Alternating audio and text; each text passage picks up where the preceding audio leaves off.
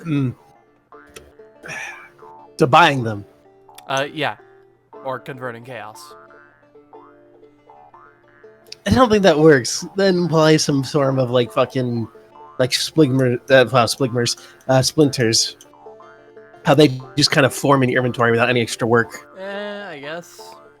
Okay, I've bought Exalted Chaos. I think it was like 4 off from buying another one. Oh, the fucking market's probably shifted and it's not even doing this. I mean, it's up to 90 Chaos right now. Or 91, somewhere around there. It's not that bad. Oh, it's already gone so far up. Mm-hmm. You've made like what, fucking 120 chaos off of it? More? I've made 3 Exalts in profit chaos-wise. Wait, that's a fucking... I made like 270? no, probably around 400 chaos profit. Hey. Yeah. That's a little bit more than fucking 3 chaos or 3 exalt profit. Yeah. It changed a little bit when I bought like them at different price points. Like I bought 2 when they were around 60, and then the rest of them were like at lower amounts, like 40, I think it was. So like, it's probably just like a big ass economic simulator. Yeah, it is. I feel like, fucking it's day trading. You sit here and you're like, fucking exalts low, sell them high. There's a smaller market of people just flipping currency, like finding the best trades they can, and fucking like psychopath. Fucking dealing with the trade. Mm-hmm. Like they use, I think it's Mercury trade, and they just have all the fucking things queued up. And then, like, I don't know what that is. I'll fucking ask later because this is important. But fucking like that's it. Fucking where the fuck? So I'm wondering, like, if Path of Exile introduced like an automatic trading system, like Maple Story, for instance, where Maple Story has like you have a plot of land in like a big bazaar, and then like you sell your shit, and like people come in while you're not even there and buy the shit you've listed, and you collect the money next time you go there. If Path of Exile did something like that, where you set up your uniques and your maps and you listed them for a specific price, so people can't haggle because you're not there. People would haggle if you were there, but like, let's just say you set a set price, you leave, you come back, and all your shit's been sold. Would that be better or worse for the economy? It would make it so that people who misprice things will be punished severely for their mistakes. I mean, that's only if they're fucking trying to sell competitively. I mean, the general populace, I don't think, like, checks beforehand, like, oh, that looks... I mean, that really only applies to the Exalt market, doesn't it? Oh, uniques as well. Like, also it would make bots a lot more, viable, because whenever someone, like, misprices a unique... But like, that's the best part! What, the bots? Bots are amazing! I mean, there's already bots in game, but they're I got a bot earlier today, and as soon as I got, your item is ready to be picked up, I fucking cheered. Like, yes, it's going to be an easy transaction. I don't have to talk to anybody. I think I would be fine with the auction if there was like a 12-hour bidding period, I guess, or something. I imagine bids, auction houses could be a thing, but I think even like the simple implementation of just a bazaar where you set up your shit and leave could work, because you could still haggle for things like while you're there. Like, you could just set up the things you want to sell, like, here's a rare, I'm going to sell it and fuck off. Like, there's a buyout price, but then below that, but things you want to sell yourself, you can fucking do whatever you're doing anyway. The game continues as it does right now. Hey, I'd like to buy your Exalt at this competitive price. Here's what I'm offering, or here's like, here's how the market's going. I'm buying it for this competitive price, and then it changes an hour later. Right. That would still exist. It's just the other things. Like, I never really have problems with buying exalts or currencies or anything like that. Mainly because I tend to fucking buy like in chaos higher than it is, just to try and secure something quickly. Mm-hmm. But the rares and shit is like, man, I'd really like to buy this spirit shield, but the dude is fucking AFK for 3 hours. That annoys me. I think that would easily fix it. By the by, I think this would be an amazing backdrop to a podcast. Probably.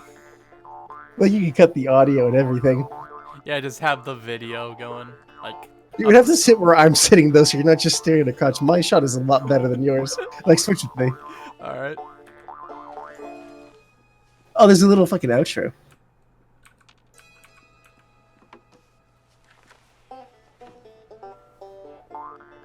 I guess it is synced up to each other.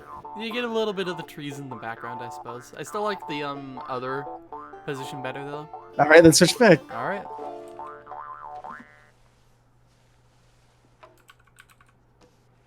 Anyway, Path of Exile. Yeah. How's your fucking Essence Stream build going? It's going great. I had to convert one of my exalts earlier today into fusing because I ran out trying to 6-link.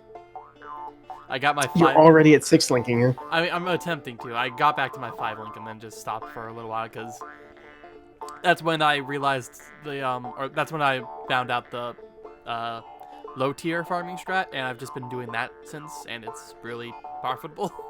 So how long is that strat going to exist before it gets nerfed as shit?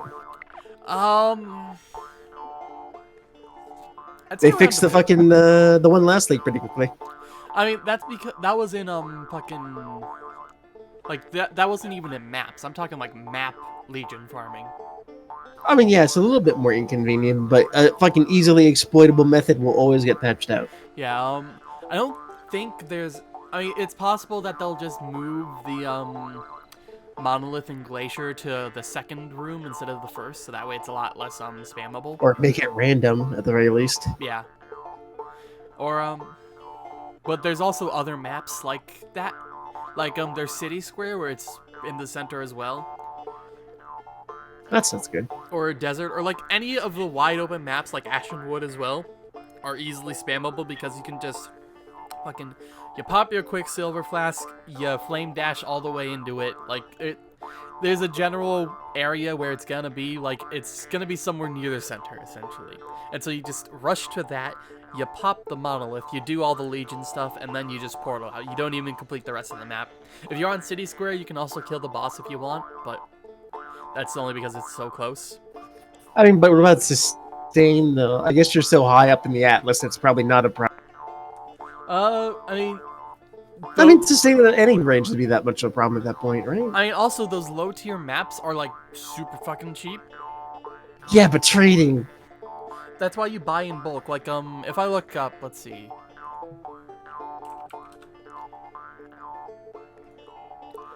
Like, let's say I want to buy City Squares for Chaos.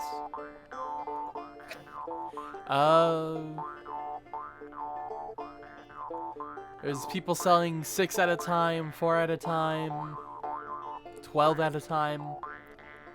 Oh, I gotta learn how to do that. It's just the bulk item exchange. 8 at a time. Okay, I fucking hate that though, because like I never remember how to do it properly, and I look up the thing on the Reddit, and it's got a weird example that's not applicable, or at least not in my mind. Hey, it's a whole thing. Yeah, there are plenty of people who are selling in bulk. Be patient with me, I'm retarded. You're not that retarded, just a bit. It comes with It comes whatever. But yeah, you can just buy them in bulk and then just continually chain them back and back to back to back. Hey, you're playing Glacier though. If you go through the whole thing, you might be able to sell the hideout. Does it only show up in those second areas? Wait, which one is Glacier? Glacier is the one, it has a first area, then you go down into another area, and then the final boss of the area is... Okay, it's the one where you go down into, like, the ice cave, right? Yeah, that one. I'm not sure if it spawns there or the other ice-based one. I think it's Iceberg that the hideout spawns. Yeah, but it's called the Glacier hideout, so... That's a little misleading. I'm pretty sure it actually is the other one. So never mind. I guess, I found Glacier is the nicest for me. But City Square is a close second, as well as Ashenwood. Is there a difference in these legions? Like, if you did a fucking white legion versus a campaign legion versus a yellow legion versus a red legion? I believe it's only the splinters that they drop. Potentially, it's also the, like, special, like, icons they have above their heads, like, that type difference. Yeah, I didn't start seeing fucking Atlas or map ones until way late. That's probably because you're not on the Atlas yet. Or like even div cards or prophecies, they all came at different stages. Yeah, for the most part, it was just that initial what was I'd imagine also fucking warhordes. it? I got a decent amount of them during the campaign. I didn't see any during the campaign. Well, no, I saw one during the campaign, but it was late. Like, I haven't noticed the like there's probably an increase, but I don't think it's that drastic. I also don't think they really do anything besides like drop more splinters, seemingly. The splinter amount seems to be equivalent, really. No, I've definitely seen more splinters in maps than I have in the campaign. I mean, that's because they also have the I'm assuming that the splinters are increased by item quantity. That would make sense. And so the maps having that innate item quantity by like raring or magicking them adds a lot. The fucking anything about Legion? I mean, it's pretty good with Assassin Train Contagion. So I like it through that aspect. Better than Synthesis?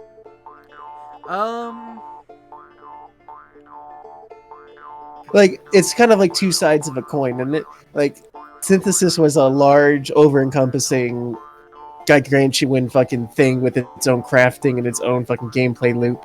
But fucking, Legion is just a short fucking thing that's like one and done in 30 seconds. Right, but it's heavily repeatable, which is a nice loop. Yeah. I like the Nexus from Synthesis a lot, like being able Really? to like being able to make your own maps essentially, and like connecting them like puzzle pieces and one. I like that aspect, especially after they made the changes where you could move the pieces like as long as it's viable to put it in place. I feel like he may be in a minority on that. Like after I feel like if anything, that was probably the worst part of that league. the map building. Yeah, like the whole fucking interacting with the maps and the pieces was awful, in my opinion. Did you play it before or after the changes? Both. Okay. I just didn't like it. I didn't like placing down pieces. I didn't like the limited fucking thing it was. I didn't like having to go run it to activate them so I could get more. Everything about it felt shittily designed. And the rewards didn't feel great either. I feel like if they had like upped it to maybe like 15 or like a similar amount to fucking what was it? Incursion, I guess. Incursion was 13, right? Yeah. Like just a little more upper like source, so that way you could still like chain the maps, but at the same time you'll have a large amount to do. I think people were actually kind of against that idea though. Like Also, outside of that, I like how they're fucking steadily like kind of phasing out incursion from like any form of like what are they called, challenge. yeah, that's really nice. I don't hate incursion. I just like prefer not doing it. I think it's fine. I'm okay with incursion league. I'm okay with the incursion mechanic, but I want to do as little of it as possible.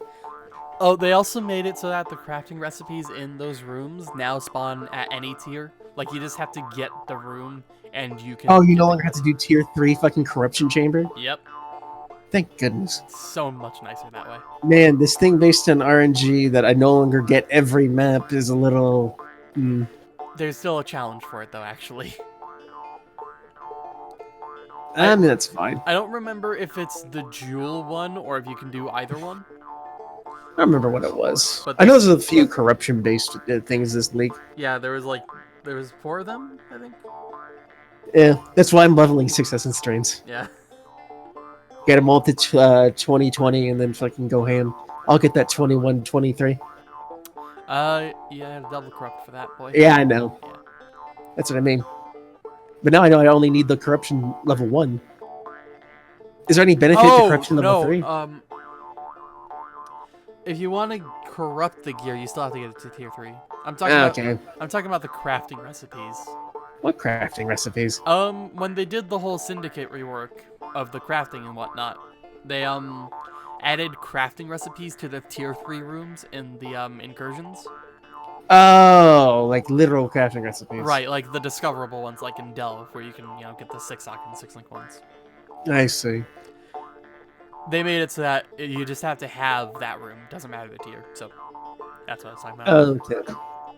I thought it was more like, this RNG-based room that you may or may not get. And then if you fail it, you're basically guaranteed to not get it to tier 3.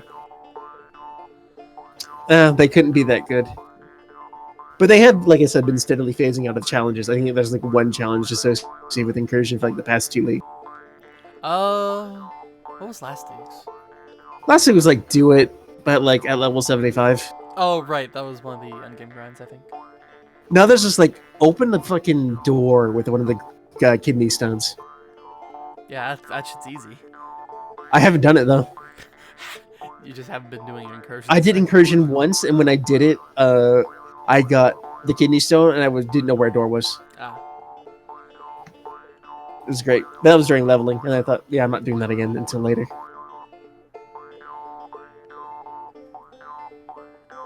There's a lot of interesting challenges this time around. I'm curious to see what the bosses are like for Legion. I'm a little concerned about it. They are really tanky. Yeah, that was going to be my thing. Yeah, because I'm running into a weird problem with Legion where I like it. I think it's just maybe a better fucking, what's that thing called? Breach. It's just like maybe a bit of a better Breach League because it's quicker and more dense.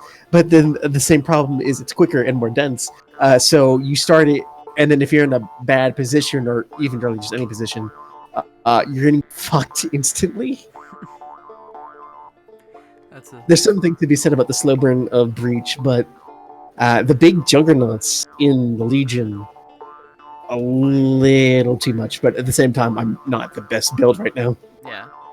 Like, gem level's really important for Essence Drain. Like, one level is worth like 20,000 of damage. Yeah, that's significant. I'm not looking forward to fucking... I guess I'm gonna have to fucking manually upgrade my first Essence Drain. I always do that with my main skill.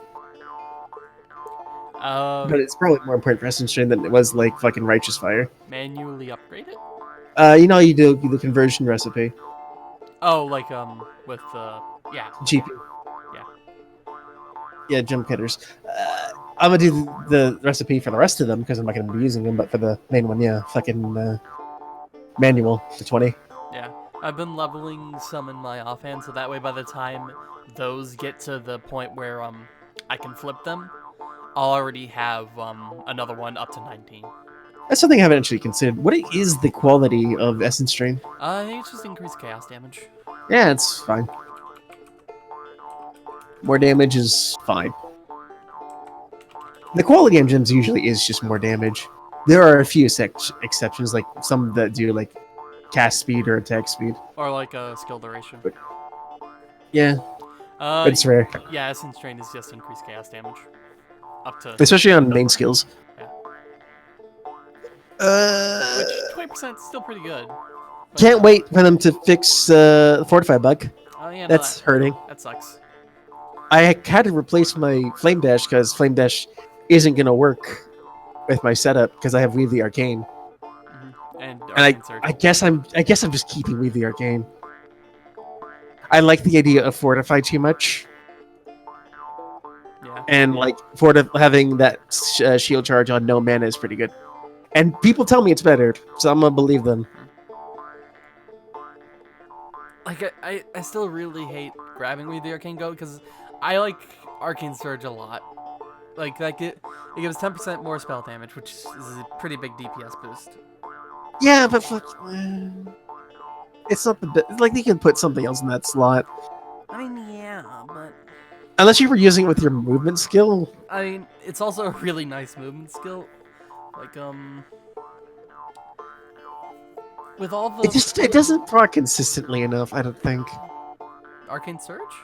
Yeah. You just keep it at a low level.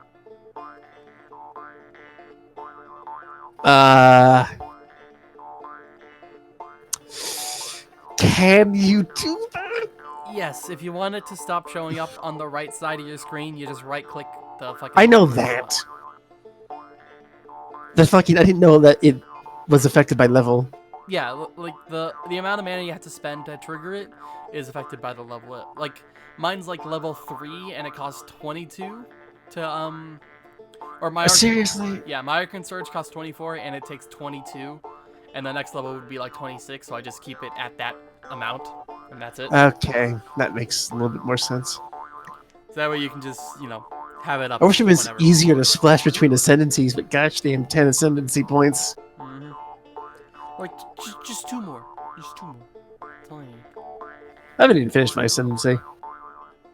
Something I should probably do. I finished mine today. Okay, so it's not that important. Like, I mean, Escape Artist is pretty damn good. Yeah, that's the one I'm missing. You can't be stunned. It makes the perfect form viable for what I'm trying to do. I only realized why I was getting a complete fucking evasion rating chest piece on my fucking like health energy shield thing until I read that. I was like, oh, it just converts it all into fucking energy shield, I think. 5 evasion is 1 energy shield on. It's pretty good. Yeah. And then vice versa. Yeah, it's pretty damn good. Yeah, I'm looking forward to that. I keep getting very discouraged at this game. I was like, oh man, everything's just not going great right now. I keep forgetting I've only just reached maps. I've played this game too much. I keep only remembering what the end game is like. Yeah.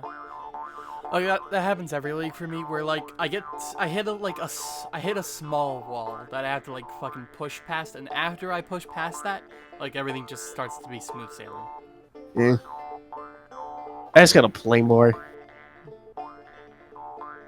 Fucking busy these days though. Yeah, got school and shit. Get past it eventually. Have you played the fucking Borderlands 2 DLC yet? No, I haven't re-downloaded it. I had to download this shit first. It's fairly lengthy, and I haven't finished it yet. Really? It is actually of a higher quality than I would have expected for free. I have a strong suspicion the only reason this DLC is free, because if it wasn't, people might have been pissed. I mean, that's not to reflect on the quality of the DLC, because I feel like they could have charged full price for this DLC from what I played. It's just like, I think the bad PR right now, they don't want any more of it. Right. After a month, it won't be free anymore. Really? Yeah. Like, as long as you... I think it was a month anyway, but after okay, then that confirms that almost confirms my suspicion that they had fully planned to monetize that from the beginning. They just could not deal with any more negative fucking feedback right now. Plus, it garners a lot of goodwill. Like, oh hey, just play this and get into Borderlands 3. So before getting back to the DLC itself, did you fucking hear what Randy Pitchford did like 2 weeks ago? Probably, but enlighten. I only just heard this today, but he tweeted a video of a cat. Mm-hmm. And everyone collectively lost their fucking shit in rage. Was he doing something to the cat? Not him, but he retweeted a video from some like fucking what other Twitter of like, I don't even know what Twitter it was, like lol animals or what the fuck ever. But it was the fucking video of a cat that was placed next to a crab and like in an environment where they were forced to fight, and the crab kills the cat, or like a kitten. What? And he tweeted it with the caption, "For your consideration." Whose consideration is that for? I don't know. This is not a joke. This happened. Why would he retweet that? For your consideration. Whose consideration? Is Yours. It for the haters or some shit? I don't. No one knows. Oh Lord. But yeah, no, that tweet got taken down. Then yada yada. I didn't follow up too much after that. It's just he tweeted a cat dying. That man is a PR nightmare. But he is the CEO, so he can't be fucked. I mean, the board could probably vote him out, but he's making too many good decisions for the game, despite his shitty PR. Are they? I'm pretty sure, like, even I don't want to buy this game, but I'm gonna buy it. I mean, I'm guessing so. Anyway. If it was not Borderlands 3 and almost anything else, I would have not bought this game long ago. Because that man is a trash fire, and that company is a trash fire. Fucking, did you hear that Fortnite can't pay its competitive players? It can't? People have been, for like 8 months, actively asking Epic, like competitive players, why they haven't been paid like $9,000 for winning a tournament. Fucking, no one knows. I mean, Man, they've been spending too much. Like, if they don't have the capital to pay the competitive players the prize money that they were promised. but they have enough capital to keep buying shit. Hey, Shenmue 3 is not Epic exclusive, and it was entirely illegal. Wait, what do you mean illegal? Shenmue 3 was crowdfunded on the promise of fucking Steam and all that, and at the E3 and the big thing and all that. In the EU, the tactics they use to sell the game and the fact that they're now rescinding most of their statements and making it as an Epic exclusive is straight up illegal. Oh man, that's good. So of course, like, on the first thing I saw, I was like, oh, PC Gamer subreddit. Here's this happening. Also, here's a link for EU readers that, you know, go fucking become part of the class action lawsuit. Oh, Lord. That's an entire shit show. I don't know what Epic's doing. There was the whole fucking thing with their sale and them selling games that shouldn't have been on sale, literally devaluing games. People artificially jacking up the prices of their games during that sale. Illegal in most countries, by the way. EU. And Australia and other places. And America, actually. Is it? Yeah. Like,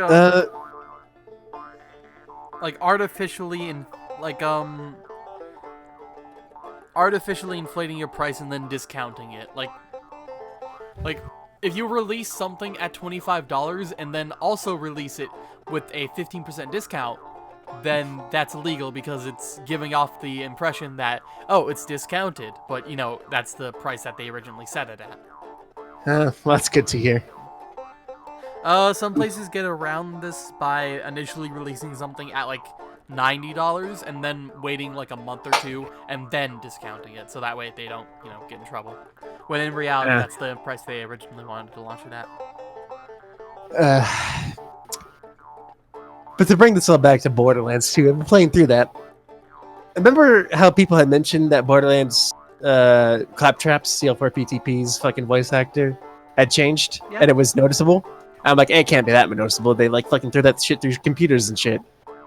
Super fucking noticeable. Really? I would like another thing that made me interested in this DLC is that it's going to be a benchmark for like all the new like voice acting, and I'm particularly interested in this for some reason. It didn't start off strong, the voice acting in this. It got a little bit better as it went on, but Claptrap's voice is just like, I can't describe it as anything other than wrong. Wrong? It's just wrong. Like, the dude who's doing it is clearly giving his best and his all to it, and props to that guy, but it's just noticeable, and it's wrong. It's just not of the same... Like, it's not Claptrap. It's of similar quality, just, you know, it's different. It's wrong. It's wrong. Like, I try to get into it, and sometimes he makes it work, but the times he makes it work versus the times he doesn't is outweighed, unfortunately. It is just wrong. I don't even like Claptrap all that much, but it's wrong. People like Tiny Tina are fine. Ellie sounded weird for a bit. I mean, they probably got most of the same voice actors, it's just, you know... Like, when you play through it, I want you to pay specific attention to the voice acting in, like, the first few cutscenes. Because for some reason, the voice actors feel like they're just waking up or something. Like, it starts out really not good, but they get better later. Like, I didn't even think Mordecai had the same voice actor. I'm still not sure. I think it is, but the first cutscene had me really confused. Also, seeing as this is like the fucking bridging DLC from BL2 to BL3, not sure how much shit is important and what isn't. Wait, considering like BL3 is like years ahead, isn't it? Tina's... That's my gauge for it right now, because Tina becomes like a teenager, right? Yeah, it's like 5 years or so. She's still the same age in the DLC. Does it take place after BL pre-sequel? Or do you not know? It after Borderlands 2.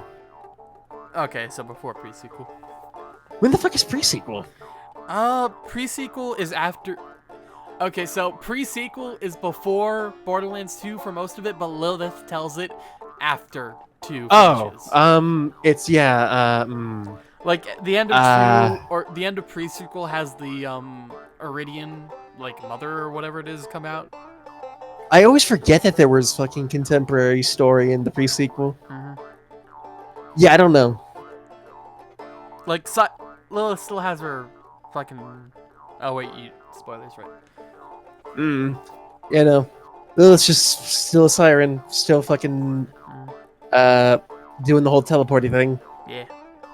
Did you know? Okay, I want you to tell me everything you know about Siren Powers. And then I'm going to ask you a question. Okay. What did you know? Okay, let me actually maybe start off the question, make it easier. What are the limitations of Siren Powers?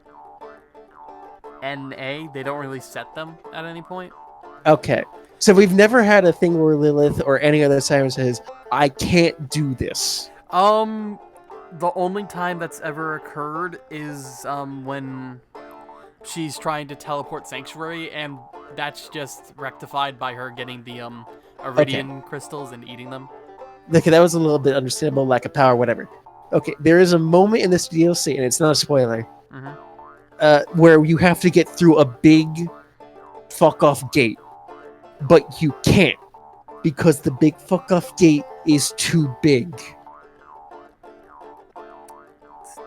And Lilith says, I can't get through that gate because it's too big. But she has phase walk. It is too big. But phase walk. Too big. Phase walk! She can I don't phase know. walk through it, fucking turn the lever. She can teleport. She teleports a lot in this DLC. I'm not even finished. But I think she's probably teleported more in this DLC than the base game or any other. I think like the amount of teleportations in Siren Power is probably more than anything else in the series combined. She was a Vault Hunter. She's still a Vault Hunter. She could just grab a gun, teleport in there, bang bang, open the gate. Honestly, excluding fucking the characters themselves, like playable, the amount of fucking siren magic happening is in the DLC is probably more than the whole series. Really? It's a lot. There's a lot. Just like, okay, I need to teleport here and back and here and back and here and back. Not even to the character. It's just Lilith doing it. Like, and teleporting this character from here to you, to the player, and then fucking back. Alright, so canonically nothing like Siren-y actually happens in Borderlands 1 because Lilith that's is the Siren. first one. Yeah, so it's really easy to discount that one. Yeah. Borderlands 2, there's Sanctuary, there's when she teleports the player. Right when we first get to her. Is that it for Lilith in 2? Pretty much. Yeah, that's it. Alright, then we have Angel.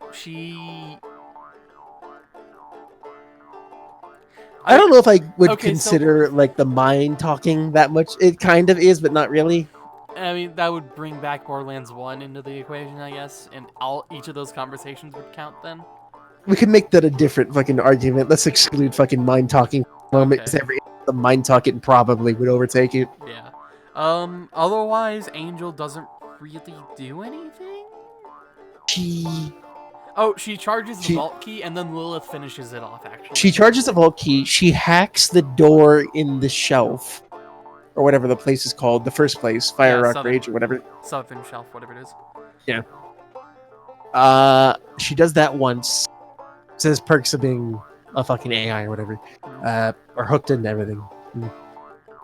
I think that's it. Maybe. So yeah, the instances in this DLC are like teleport, teleport, teleport, teleport, or teleport, teleport. More. So much. Pre-sequel? Do you remember? I don't remember. I think when she fucking smacks Jack in the face, that's one, at least. I don't remember anything else from pre-sequel, though. It's been too long. Who does? And maybe we should play through it again. Here's hoping. Crossing my fingers. Fun game. I did inadvertently see a bit of the trailer for Borderlands 3 through the fucking E3 stuff. Mm-hmm. All I really did see was like fucking Claptrap chasing the gun with legs, and it walks up the stairs and he says no. Woo. I don't remember anything else. That was the only thing that stuck out. I mean, how can you forget someone's mortal enemy, really? Yes. I'm really worried about the writing. I'm super worried. Not because of the DLC or anything, but I am using it as like a benchmark. Okay, it's like the Borderlands 2 was 2012. Yeah. It was a fucking different era in video game writing. Do you know if the Birches are still writing it or not? I don't know. Okay. It's like it was the different fucking almost Wild West of video game writing. Fucking Tina was the fucking wildy shit, and Claptrap was funny. Here comes 2019 where we have deep fried memes and fucking cynicism is baked into every fucking molecule of the human being's anatomy now. Is Borderlands 2 going to stay the same, or what's going to happen to it? That's what I'm worried about. And I don't even know what I'm worried about specifically. I just want to see how it's going to adapt, if at all. I'm a little worried. Just off the slightest bit from the DLC, but I'm holding fucking judgment until I finish it. I mean, from the trailers, it seems like it still has that sort of random kind of humor going on. I'm just trying to think, is that good though? Is that good? Like, Borderlands 2 is good, but was it good because of its writing? There are plenty of people who play it solely for the gameplay. Okay, writing-wise, what's the story? Let's see. Writing-wise, like, where does the writing shine, I guess? It was a handsome Jack. Yeah. Like, all of his quips and whatnot were fantastic. I was thinking about this as I was playing the DLC, because I honestly was so fucking bored of fucking driving around this one area. Like, a different thing. So I was thinking, what made Borderlands' 2 story work that made it memorable? It was entirely Handsome Jack. Mm-hmm. And that made me think, oh fuck, we traded in Handsome Jack for these two shits. Like, it was also kind of the same for pre-sequel, where, Jack was a part of your team in that one, so you still had a lot of Jack. Well, that was a DLC. Pre-sequel? Or was that day one? No, in pre-sequel, he's good. He's a good guy. Is he a playable character? Or no, that's his doppelganger. Yeah. But in pre-sequel, he's a good guy until, the end where he turns. Yeah. I mean, he's still there, and the moment he's there kind of shines. It's like, okay, here's his story to how he became weird. Yeah, but he's still like a center point of it, is the thing. Like, I think those moments are good, but fucking the rest of it's still very forgettable. And then I think Tails was written by someone else. Yeah, I didn't like Tails. Yeah, I know. Not for the story, mind you, just that the fucking game looked like it belonged from the fucking 2002 era. I mean, I think they copy-pasted most of the assets. They compressed them 6 times first or something. Telltale, why did they go out of business? That's not the point, though. So fucking, like, Handsome Jack was the fucking carrying point from all that, and they've got to know that. Fucking, any fucking best video game villains and fucking best video game characters list, you're gonna have fucking him there, probably next to Voss from fucking Far Cry 3. And like, fucking much like Far Cry 3, when that fucking Voss died, spoiler alert, the game became boring. Yeah, that was probably a driving force behind them making pre-sequel, because, like, how the fuck do you think of a pre-sequel to make? Really? Unless, like because of the resounding success that It probably went like, yeah. Wait, did you say that was why they made pre-sequel? Or it was probably one of the reasons they made pre-sequel, like the resounding success that Jack had. I would think it's probably entirely the reason they made pre-sequel. Yeah. It's like, okay, we need to make a fucking thing that's not Borderlands 3 to tide over until then. What if we take all the assets and make some new ones? What do we make it about? Well, fucking Jack's interesting. He's the only thing that was interesting, and now he's dead. What if we tell the story of how we got there. Yeah, that works. Sounds good to me. But now he's dead. We're not going into the past, and if they revive him, it would be the stupidest thing ever. They'll probably do it in a DLC zombie quest, like Jack's back. I wouldn't mind that because DLC is stupid, and that's fine. They did it with 1 and fucking what was his name? Hadronox? General Knox? Yeah, Knox. Yeah, but I didn't remember Knox from the main game.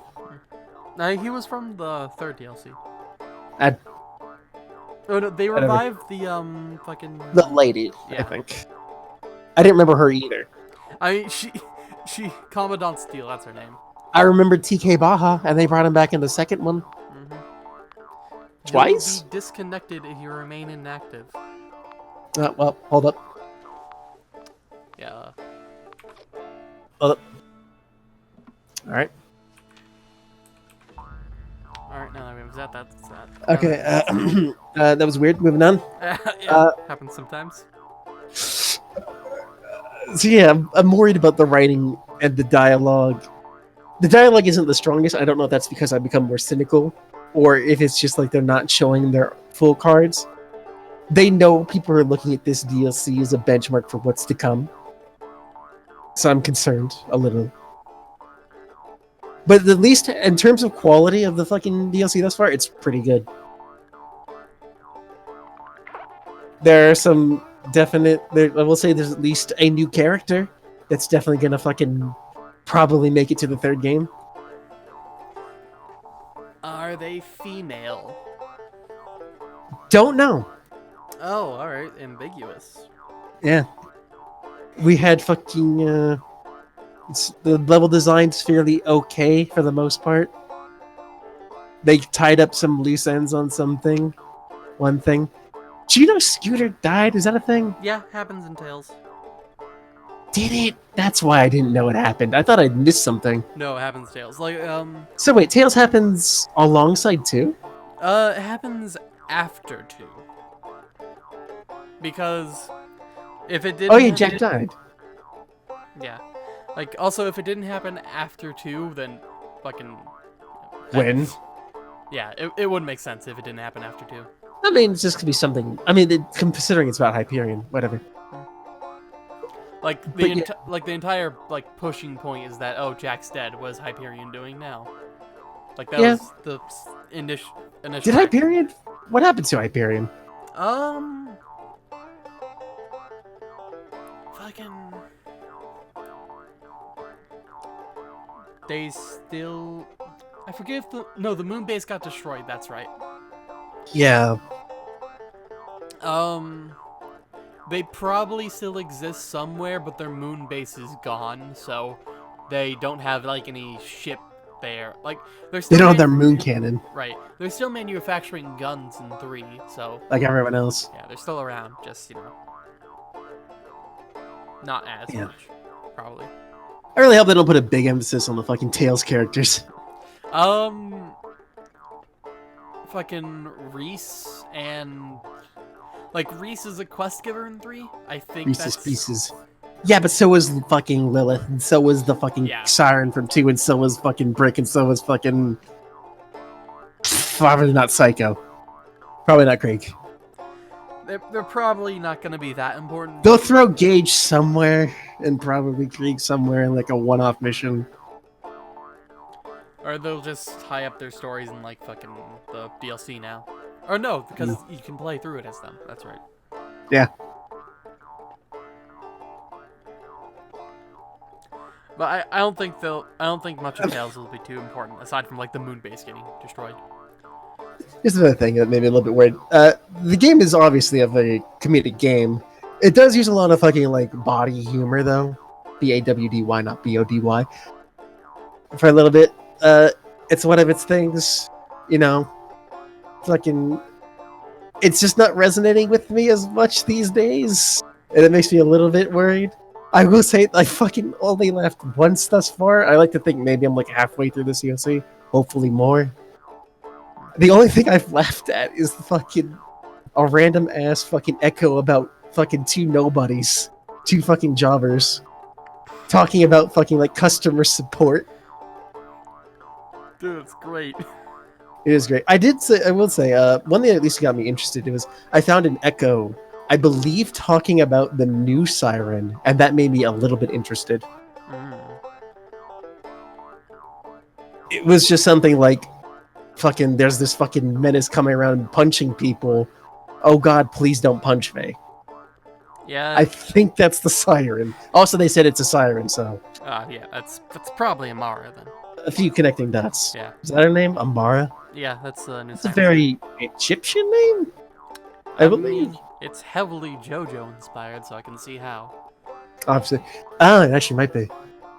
I mean, she basically has a standal. It's great.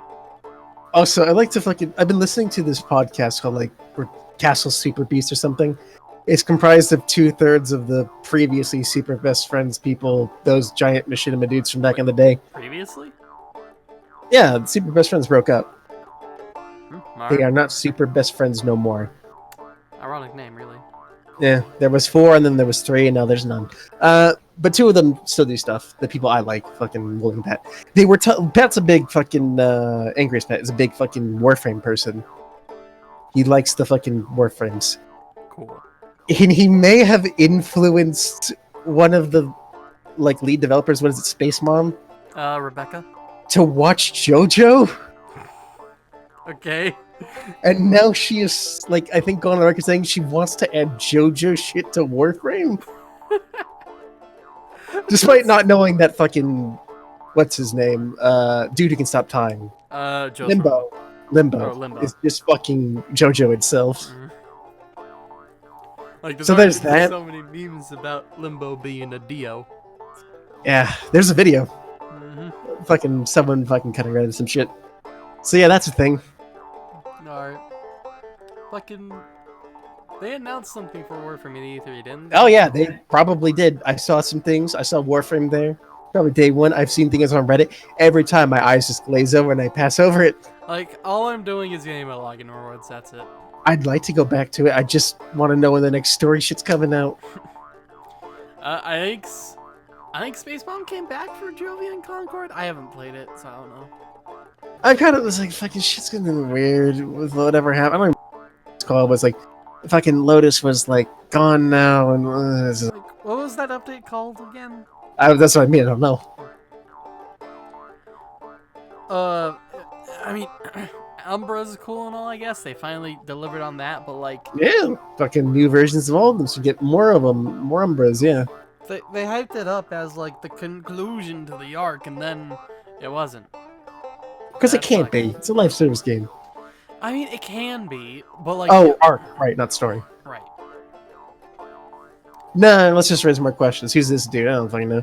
Like, all the fucking acid trip sequences are very cool. Yeah, those are nice, but you I know, like those. I mean, a lot of it just comes down to the ending being so lackluster.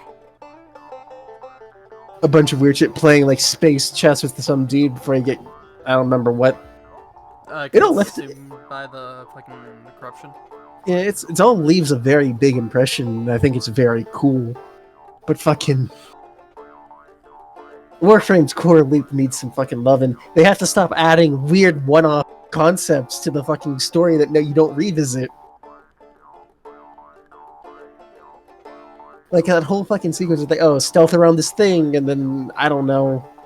It's. I mean, they have a big problem with introducing things and then not looking at them for years. So when they say, "Hey, we're introducing this new thing," it's like I don't remember. You take control of a giant space cannon or some shit. Was that last E3 or something? 2018, they showed something. That was last TennoCon. It was... They announced Railjack and the New War, I think it was? Yeah, they announced that. They showed off something where it's like giant space cannon. You control it. It's like, oh, yeah, that's Railjack. Okay. Great. It's gonna be like one-off and not important, isn't it? Probably. Like, it's supposedly tied to, like, Fortuna. So you could probably repeat... It's probably repeatable through there somehow, but, like... I'm also, like... It's gonna be strictly Fortuna stuff, probably. Fortuna... Planes of Eidolon, they're not the loops they should be investing their time in. Like, the loops that those things introduce don't feel good. Like, I don't like the model that works under. Like, go out, do these dailies, maybe get something, and then exchange reputation. I don't like it. I don't like that at all. You can't continually farm through it, which is the main issue I have with it. What does that mean? Like the daily cap on it. Oh yeah. Like that just puts a huge damper on my mood whenever I reach it. Like, I want to keep playing. Let me fucking keep playing. But no, not letting me.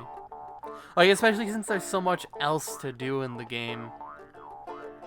Yeah, I guess that might be it. That might be the word I was looking for. It's like you can do so much in those open ones. You can mine, you can fish, you can now do the beast things, you can fucking skateboard around, and you kind of have to do all of those to do certain things to get other things. And then it's like, well, there's also this whole thing in sorties and fucking relics, and oh my god. Like, you don't have to limit any certain part because there's so much other shit you can do in the game. So just let me do that shit. The thing is, it isn't blended very well together. Like, Guild Wars has the same thing where you've got the people who do PvE, the people who do fractals, the people who do raids, the people who do world versus world, the people who do PvP. But they all feed into each other a little bit because they all give a central resource, which is money and karma and other fucking central fucking resources that are interchangeable between all the things for the most part. There are specific shit like, reward tracks for doing specific content. But even usually, like, the rewards for that are either cosmetics or more currency that feeds back into other shit. Right, so, like, if you've been You're never wasting time. Right, like, if you've been a huge PvPer for years and you're like, well, I want to try out some PvE. I got some extra gold lying around, why not? You can just go into it. PvP, I've got all this money. I can buy the runes to put in my set that I don't normally use because I'm going to PvE. It's not that expensive. Great. And now I have a PvE build, and I'm just doing world bosses like a champ. It's great. Or I'm going to go into Fractals, and here's, like, all the Fractal shit. I can buy some good gear and some fucking Fractals. That's a good example. If you just have extra capital, Fractals have this unique thing called, like, corruption or something, that you need these specific, like, corruption stoppers or whatever the fuck. And you put them in your gear. Like, you need Ascended gear, which is, like, effectively the best level of gear, and it's not that hard to get. And you can put these fucking corruption stoppers in it, and to level them is expensive. But the people who do Fractals constantly get excess of them, so they sell them. And then people buy them, and then they can get into Fractals. So the people who aren't initially into Fractals and have extra money can do it. They can either start from the bottom or invest a little bit more and get to higher Fractals quicker. It feeds in. It all feeds in. And that's why the fucking loops of Guild Wars feel so rewarding. In Warframe, I can spend all day in the Plains of Eidolon, and I've effectively done nothing but anything for the Plains of Eidolon. Like, there's just too many different... Like, to progress Plains of Eidolon, you have to go to Plains of Eidolon, which sounds, accurate, but it sucks. But the things I do in Plains of Eidolon are pretty exclusive to the Plains of Eidolon. Right. I think even to Fortuna. I'm not sure if, like, the mining is even fucking collective or individualized. Like, there's a couple weapons that you can craft with the, like, materials that you get from Plains and Fortuna, but that's it. Like, both of the things have Zaws, right? Like, Yeah. But they're different Zaws. Like, if I spent all day in Fortuna, could I go to fucking Plains of Eidolon and get a Zaw? No. That's the thing. That sucks. I hate doing that. I feel like I'm wasting my time every time I do anything in Warframe. Like, they're too... Like, if you progress your Plains of Eidolon, you're not progressing anywhere else, which feels awful. If you're progressing Fortuna, you're not progressing anywhere else, which feels awful. If you're progressing Star Chart, you're not progressing anywhere else. Well, I mean, you're progressing Star Chart, and that... Like, they could fix that so easily. The Star Chart's the biggest thing, and that's understandable as it was their thing for years. Yeah. They could fix it so easily. Just fucking put loops into each other. Like, reputation, you can do stuff in the Star Chart, but it gets you reputation for Fortuna or Plains of Eidolon, whoever you want.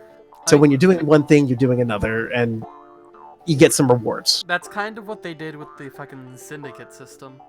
Yeah, but the Syndicate system is not as good. And once you're finished with the Syndicates, you're finished with the Syndicates. Like, you can buy the higher tier mods and, fucking put them out to other people, like sell them, like for 15. Yeah, but that's 15, only that's good about for it. the platinum. Right.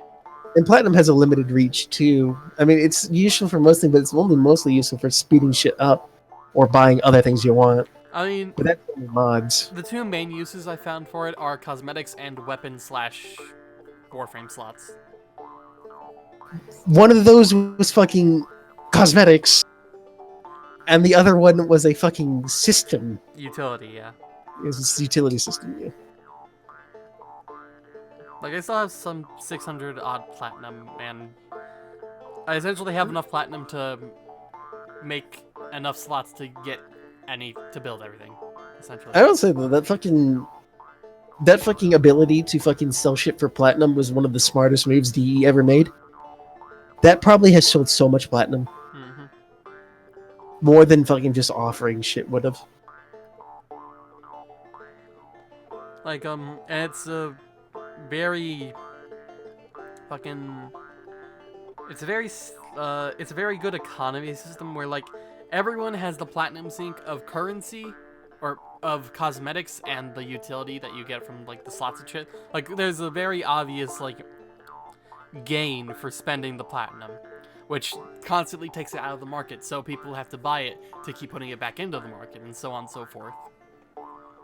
Like, there's plenty of trading between players where, like, hey, here's the mod, here's the platinum. But eventually, that platinum gets used in the shop for, like, to buy shit and whatnot. Yep. I mean, it is a thing they have to balance so very carefully. If they ever accidentally introduce a way to get something that's worth the platinum quickly, it's going to throw off that whole economy. And I bet they have to think about that every patch they put out. I mean, if you're able to get it quickly, then the price... It won't be worth that much, I know. Right, so it would just bounce out eventually. So it's really not too big. I mean, I'm just trying to fucking answer the point. They really have to think about that economy every time because it's probably very delicate. Mm-hmm. Like, I'd be interested to see what the majority of players spend their platinum on, actually. It's probably utility and then vanity and fucking, I imagine then fucking speed ups. I'm sure there's plenty of people who also just buy the warframes and weapons outright. That too. I would consider that a speed up. Okay, yeah. They probably have those numbers. It would be interesting. Just let me pour through the data. Oh, this is where you make the most money. Nice to see. I like that. I would say I would hold out hope for fucking DE to fucking switch their systems to going back to that whole fucking feed-in loops. But fucking, they've changed this game so fucking much over the years. Orfame is so very different than it was in like 2012. Was it even out in 2012? I think I forget when was the earliest. I remember playing it kind of early, like when I first got a computer. I don't remember what. Like, TB released a video for it, and that's what originally got me into it. Oh yeah, I just watched the fucking documentary on that dude. The fucking My Name is Total Biscuit or whatever. And they fucking said, yeah, fucking that was like one of the biggest fucking bumps in popularity they had.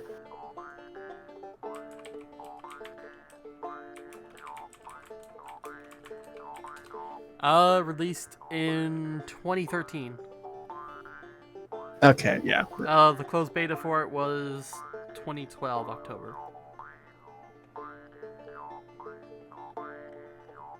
Oh, right. It's still in beta, by the way. I thought it fully released. Oh, that was Path of Exile.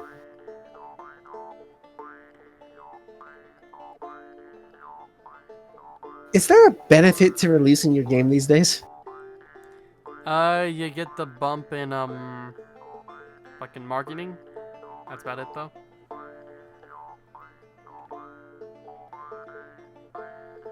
Like, it's a nice way to push, like, oh, we're finally releasing after so long. And push that narrative, anyway. Yeah. Like, oh, Terraria is finally getting its last update. Is it the last one? Mm-hmm. It's, like... I heard they were adding, like, toilets. It's called Journey's End, so... As well as them, like, publicly stating, this is the last one. We're going to be working on our next game after this. Like, what the fuck is the next game? Terraria 2! Do you know how much money they'd make off that? Terraria Boogaloo. I'd buy it. Now in 3D. Dude, fucking put on the VR goggles. We're going in. Man, this is what it's like to live in a 2D environment. This is so cool. You would look along a line. And you Maybe just, like, kind of different colored lines. Like, is that that's my house? like you look to the sides of you and you just see an infinite void scaling up and down. You scream.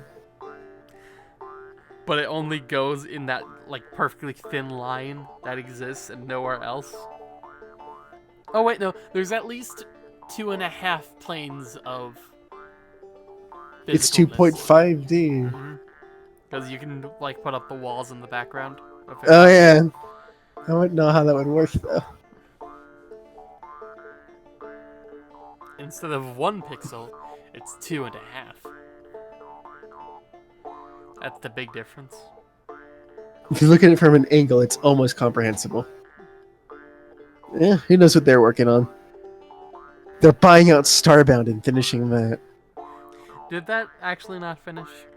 I think it released. I would check right now, but I can't. Why can't you? Because I can't. Anyway, What do you mean you can't? I can't. Are you... If I fucking do, I'm gonna miss it on this Jew harp. You forgot we were here, didn't you? No, I could still hear it in my micro or headphones. Yeah, but you mentally tuned it on at some point. Probably. We've been here for a few day cycles. How are we not, like, dead to hunger and thirst? I mean, we don't have the hut open, so we can't see. Can't tell. If you just fall over dead, I'm gonna fucking laugh. But dude, maybe you can't die of thirst or hunger while you're on this. Maybe you can't, but like likelihood you get shot, like it's down to 1 HP and get shot and die. That's probably it. Mm-hmm. Oh Lord, is that enough? Do you think that's enough, Nick? I think that's plenty. We've been here for like an hour and 10 minutes or something like that. That's one last discussion. What did you think of Fallout 76? Once I turned the HUD off and just fucking didn't care about the game at all, didn't even engage with any of the content after it stopped me from killing myself. It was fine, you know. I didn't hate my time with it. Had a nice conversation with you. Better with friends. Yeah. That's a horrible moniker to judge a game's quality by, but you know, better with Considering fucking being tried in The Hague is probably better with friends. Most things are better with friends. Well, eloquently put, Nick. Indeed. I would just say this game sucks donkey balls. I mean, you don't have to be that coarse with it.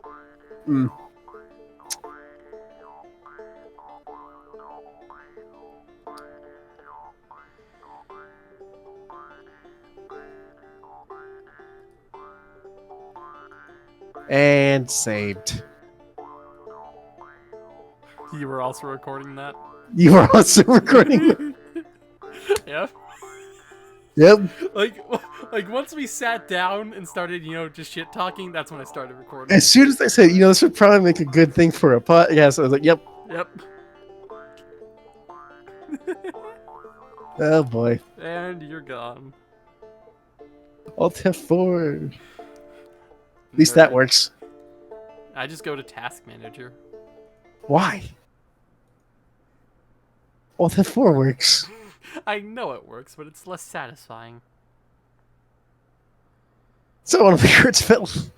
Obviously.